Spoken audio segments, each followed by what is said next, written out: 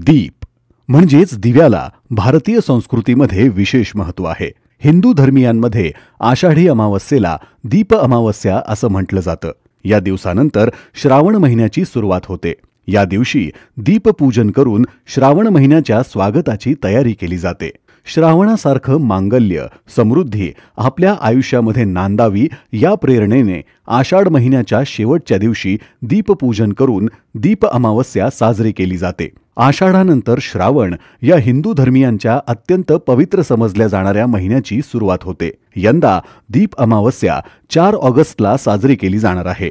याच्या दुसऱ्या दिवसापासून म्हणजेच 5 ऑगस्ट पासून श्रावण महिन्याला सुरुवात होणार आहे। दीप अमावस्येला दीपपूजन केले जाते। या दिवशी घरातील पितळेचे चांदीचे दिवे घासून पुसून स्वच्छ केले जातात। त्यानंतर पाटावर स्वच्छ कापड पसरून दिव्यांची मांडणी करतात। दिवे तिळाच्या तेलात किंवा तुपाच्या वातीने प्रज्वलित केले जातात। या दिव्यांना फुलं नैवेद्य दाखवून पूजा केली जाते। पूजा करताना आपण विशिष्ट मंत्राचा जाप केला पाहिजे, तो म्हणजे भो दीप ब्रह्मस्वरूपस्त्वं ज्योतिषां प्रभुरव्यः आरोग्यम देहि पुत्रांश्च अवैधव्यम प्रयच्छ मे।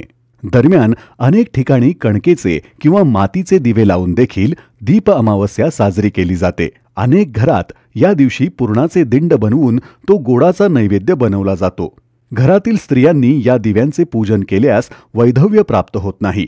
घरात धनधान्य समृद्धी टिकून राहते असे शास्त्र सांगते।